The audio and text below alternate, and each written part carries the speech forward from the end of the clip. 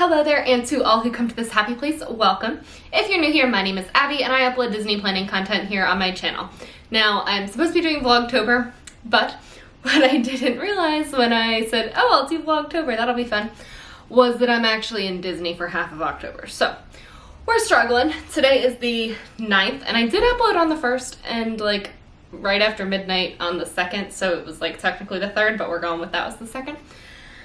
Anyway, so I'm still going to upload 31 videos all together, but there might be like some going into November, if that makes sense. So anyway, in today's video, I'm going to be telling you about the differences that I'm noticing between our trip down to Disney in July and our trip here in September, October. We got here on the 30th of September. There's some big differences as far as crowds and restaurants and shows and a lot. So I'm gonna do a little series, like a little mini series, it's not like a full series or anything, talking about if you should come to Disney right now. I am a travel agent specializing in Disney destinations, so oftentimes I'm like, yeah, you should go to Disney, but you know, right now I have some differing opinions. We'll get to that, but it's largely going to depend on your family. So if this filming location looks unfamiliar to you, I'm actually sitting in my room at the Polynesian filming a couple of YouTube videos for you guys so that I can post those. So in this video, I'm going to specifically compare July to October. Then in my next video, I'm going to talk about should you come to Disney right now. So right now I'm going to lay the groundwork. I'm going to give you the facts as to what we've noticed, what has been going on our trip, and all of that, and then next time we'll talk about maybe who should go right now and who should not, because I do think that there is a large group of people that should wait until at least next year, which is unfortunate for me because travel agents, they don't get paid until their clients travel. So I'm telling you this because I truly believe it's good advice, and I'm gonna lose money on it. So, but yeah, so that's sad, but I want my clients to have the best experience. It's not really about the money, it's more about I want my clients to trust me and know that I have their best interest at heart. So, without further ado, I'm going to talk about 5 different categories in today's video. The first is going to be characters, then we're going to talk about shows, dining, lines, and crowds. I'm going to do it from least exciting to most exciting, I don't know. So, dining. When we were here in July, we stayed at the Contemporary.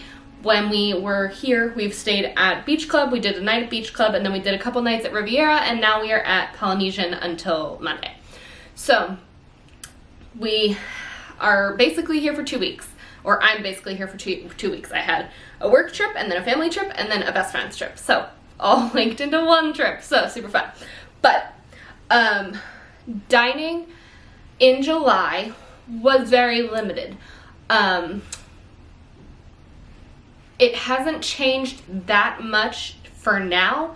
However, there is more available as far as dining, and there's more character dining now. So Hollywood and Vine has reopened since July. They reopened the last week of September, I believe, and then Cinderella's Royal Table also reopened. That's not considered character dining right now because it's just Cinderella popping out and saying hello, and then she goes back. The Beast does the same thing over at Beer Gas. That has never been considered character dining, as far as like its classification. And then it was also recently announced the other day that Chef Mickey's is going to be having characters, I believe, starting December 6th. I know it's in December, but it might not be the 6th. I think it is, though.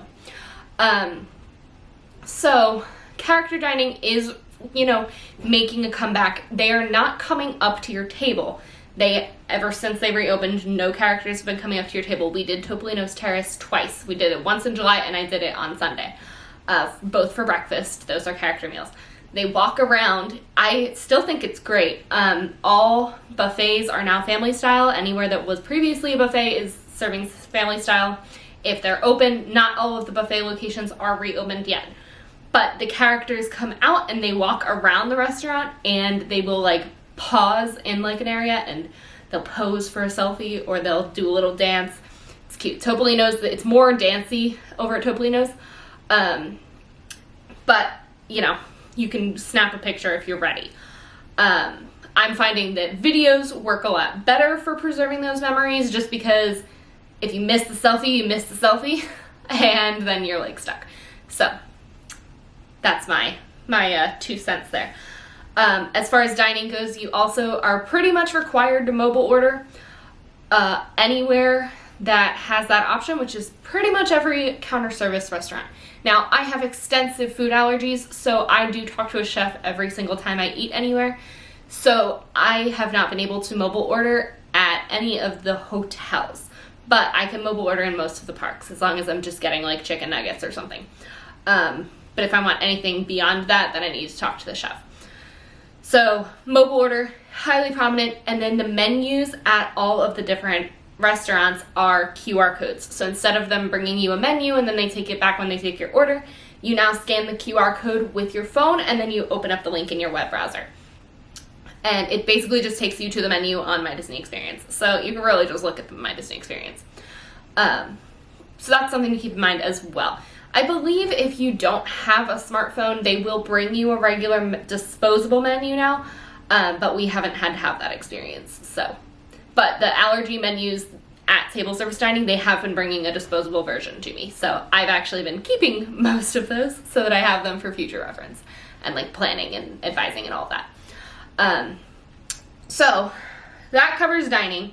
I'm looking at my notes. I have 5 videos that I'm going to try to film right now so we can, bang these out.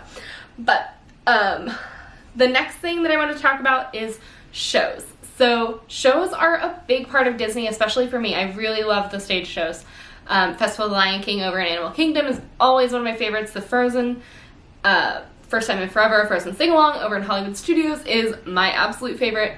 So shows are a big deal for me. They were pretty much non-existent when we were here in July. The only shows that have been happening since reopening are the ones that happen in a theater with like a movie. So Muppet Vision 3D, Mickey's PhilharMagic, those were happening. Tough to be a Bug. None of the stage shows, which are my preference, I do love the stage shows, have been happening until Monday. Monday, for the first time in forever, a Frozen Sing-Along came back to Hollywood Studios. And I was super excited that I was actually there on Monday. So it all worked out. I got to see Frozen. One of my favorites. So funny. If you have not done it, please do it. I don't care if you're an adult. I don't care if you're like a grown man. Go watch this show. It's funny. It's like a comedy show and a Frozen show, so the whole family's happy. It's amazing. Anyway, the reason a lot of the shows didn't come back, I don't know all the technical terms, but there is this actors union. It's called the Equity Actors Association or something like that. They make up a large part of the Disney performing workforce, especially when it comes to the stage shows. And the Equity Actors Association was having some problems with the contract that Disney had with them to keep the actors safe, so they were not able to bring back any of the shows with equity actors until they came to an agreement as to how they were going to keep the actors safe. So they finally came to terms about a month ago, maybe a little more. And then they've been working to put things in place to, hold up Disney's end of that contract. So, Frozen is back. I'm hopeful that this means we'll start to see some more shows come back relatively soon. I would, if I had to guess, this is a complete guess, don't hold me to this, I would say things like the Royal Friendship Fair in Magic Kingdom. I would say that's probably not coming back anytime soon, just because that's a crowd, whereas like in the theaters they're seating you in groups of 4, so there'll be 4 uncovered seats, 4 covered seats, 4 uncovered, 4 covered. So, and then they skip every other row, so they're able to social distance you there. But if you are just coming in to watch like a stage show that's you stand there, people get way too close to each other. I don't see how they can bring those back for a while, but that's just a guess. We'll see. So hopefully, Indiana Jones could come back, Festival of the Lion King could come back, Beauty and the Beast could come back, but I've heard we might be getting a new Beauty and the Beast show, so don't know if that's actually going to come back. I did hear this, I don't think I ever saw anything official from Disney. However, I have been told that Under the Sea with the Little Mermaid over in Hollywood Studios is not coming back, or Journey of the Little Mermaid. The ride is Under the Sea, the show is Journey of the Little Mermaid. I've heard that show is not coming back, which is fine because that terrified me as a child, and the show has not changed since I was 3. So, there is that. Next category that I want to talk to you about is characters. If you've been around for a while, you know I love characters. So there are still no character meet and greets, but there are character cavalcades. I'm going to do an entire video on character cavalcades explaining what they are, how they work, and how to like best see as many as you can. But long story short, they're basically like little mini parades. There are still no parades, still no fireworks at this time, but these character cavalcades are very similar to parades.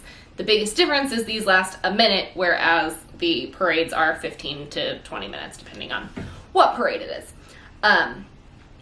Right now in Magic Kingdom, they have the Halloween costumes on all of the characters and they have like special Halloween characters out. Like right now there's a villain cavalcade, there's a Jack and Sally and Oogie Boogie cavalcade, and then Mickey and friends in their Halloween costumes. We saw Pooh and friends in their Halloween costumes.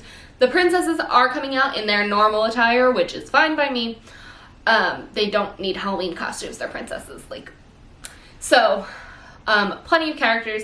I honestly really like having the character cavalcades because there are a lot of characters that I would love to see, but I don't really want to wait around in line for them, and I don't want to use a fast pass on them. So having this lets you see those characters without waiting for them, and for a lot of people that's plenty good.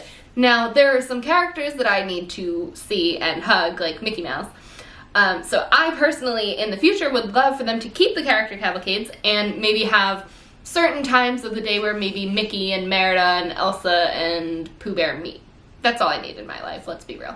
But yeah, so characters, they're all in special costumes, and they also have the festive characters. So I'm gonna guess that at Christmas time we're gonna see more. I have a feeling we'll keep Jack and Sally. Santa will probably have one if I had to guess, because they're pulling things from like the Halloween, Mickey's Not So Scary Halloween Party, Boo-Doo Parade. The floats are being used. So I'm gonna guess that the same floats from Mickey's Very Merry Christmas Party are also gonna be used for Christmas time. So some really cool unique characters are out and different costumes. So that's a lot of fun. The next thing I want to talk about is crowds. Crowds and lines. So this is where I am gonna go a little negative on ya.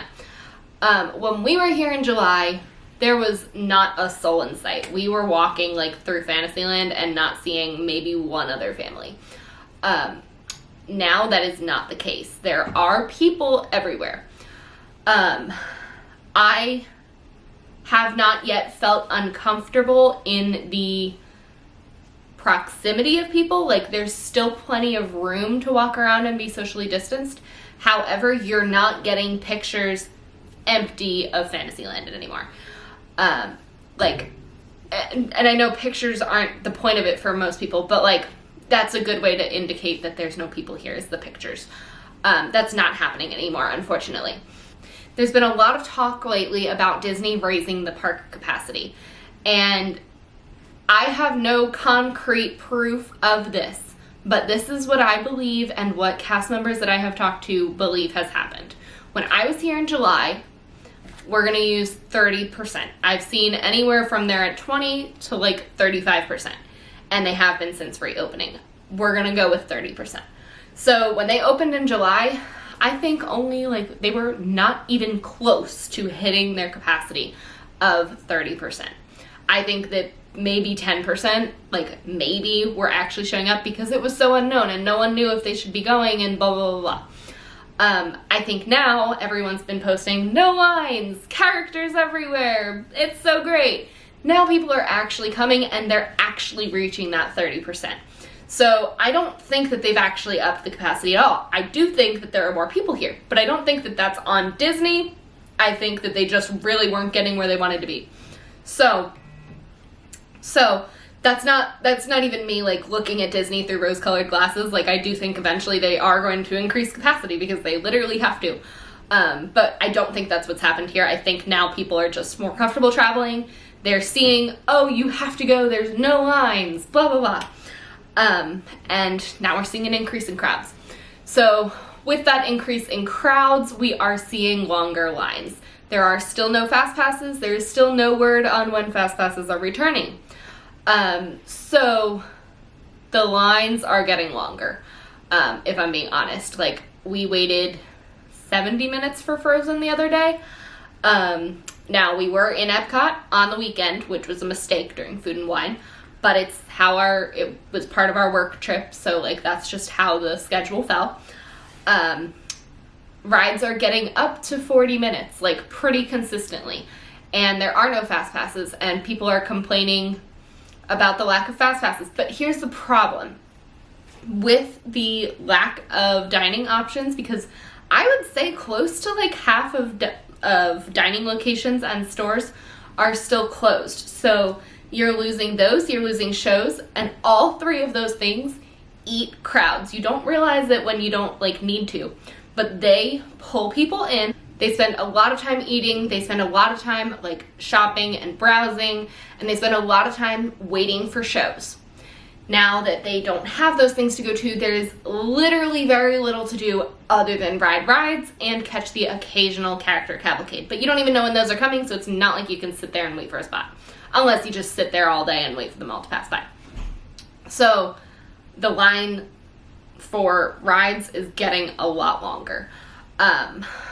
If you were coming for low rides, it's low wait times on rides, I would say like that's not a reason to be coming right now. I'm going to talk about on my list of, videos right here, I have a part 2 of Disney World during COVID tips, because you guys really, really liked the first video that I did when I got home from my last trip. So that is coming, and I will talk about, how to get the shorter wait times on rides and all of that in that video. So make sure to hit the red subscribe button if you haven't already, to make sure you don't miss that video. So the lines are a lot longer. There still is no fast passes. The only way you're going through the fast pass queue is with a VIP tour, and those are rather expensive. If you are interested in one of those, feel free to contact me. I'm happy to give you more information on them. But in my next video, I'm going to talk about should you be coming to Disney right now. This is just the groundwork for that video, and we'll go into how these things are affecting my recommendation for you right now. So if you are interested in that, make sure to hit the red subscribe button. Again, I literally just said that, but we're gonna roll with it. And I will talk to you guys tomorrow, because I'm gonna just bang these out right now. So have a great day, and I'll see you tomorrow. Bye.